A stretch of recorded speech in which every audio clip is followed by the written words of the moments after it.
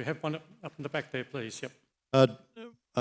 Michael Beard, Director, Maritime Trade Operations at Team 1. I have one quick comment, followed by a question to Commodore Buckley. Philippe, you mentioned about the need for engagement through forums, and you mentioned the IONs. Sir, you mentioned in your spectrum of operations how to deliver the MTO effect through engagement as a sort of a soft power, easy win. My comment relates to the Pacific and Indian Ocean Shipping Working Group, of which New Zealand, Australia and France are members. As we've seen in the Strait of Hormuz, it's unlikely that any protection of trade going forward will ever be in isolation. It will be as part of a coalition effort, and understanding and having that interoperability with MTO operatives across the different nations across the region is probably going to be more important going forward than it is right now. So it's really a plug for the Pacific and Indian Ocean Shipping Group that we really need to keep moving this forum forward. But my question really relates to, Sir, CN talked about the scalability of disruption, and Philippe, you talked about having that local knowledge in understanding the MTO effect. Do you believe, and we heard from Teresa Lloyd a bit earlier on and Rod Nan, do you believe that there is a role for Navy's Force Generation program of exercises to involve industry in those exercises where an MTO effect is a key output?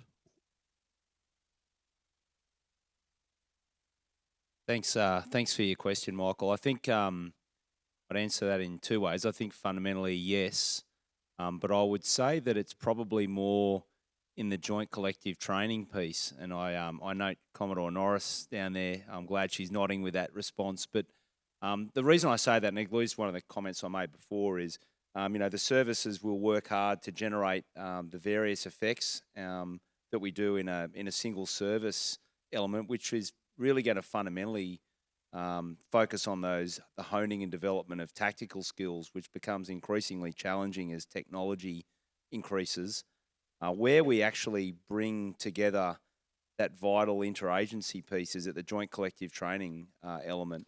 Activities such as Talisman Sabre is a really good example of that, which really start to span those. A nod to my French counterpart here, exercise Croix de Soude, for example, is now starting to span out and incorporate some of those elements.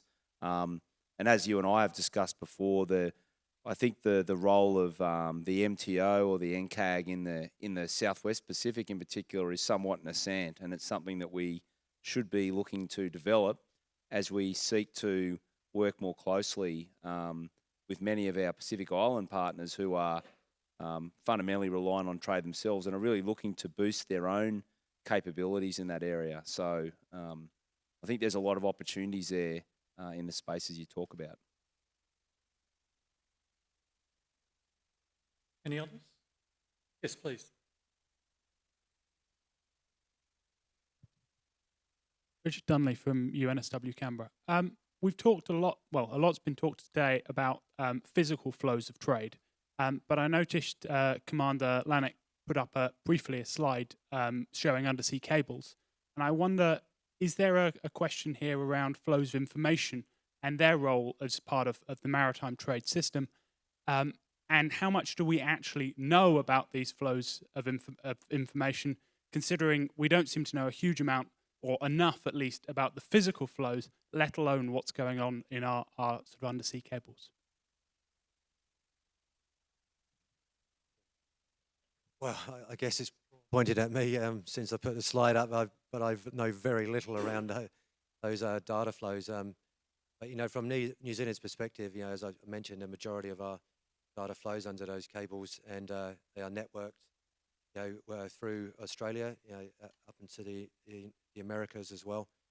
I agree. It's vitally important that we do understand that and where those nodes connect to with our trading partners around the region, and what influence they have in those nodes, which are largely or potentially unprotected or out of sight, out of mind to us, which goes back to a bit of my point about New Zealand's sea blindness. We don't understand enough about that maritime periphery or those elements in which, or those key trading nodes that we rely on. But I know that doesn't really answer your question at all. So I might ask any of my colleagues. Thanks, Richard, for the question. In 2017, we did a Goldrick seminar on littoral warfare, and Professor Stuart Kay gave a really good presentation on this issue about our undersea. And one of the points that he raised was just how few points there are where they come into mainland Australia, and the great vulnerability they are really at those points. And I guess the question is, if you're going to, so they're vulnerable there, and of course they're vulnerable at sea, and there's many examples, as you well know, of where those cables are cut over the years. But it's a huge vulnerability.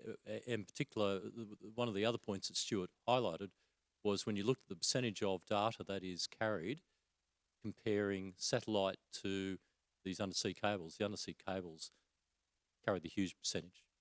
So it is quite a vulnerability. In Nouméa, there's a French flagged ship which is in charge of repairing sea cables. So it's privately chartered by LDA, which is a French company, and it's there because it's so important for nowadays trade to be able to repair cables. And it's there in case of earthquake, and it can ship within 6 hours everywhere.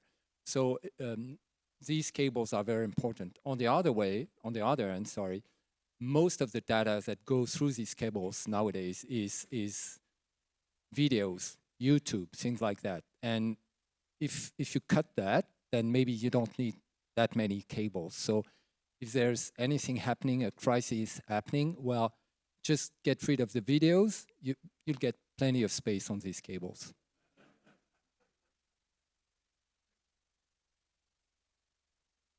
And I think if I can just add one context that, there's the vulnerabilities of these cables have been able to be exploited for some time. So for those of you who aren't familiar with the story of Lieutenant Commander Max Sheehan, now deceased, he is commanding a small submarine in the South China Sea, was actually severed a main cable between Japan and Vietnam in the Second World War.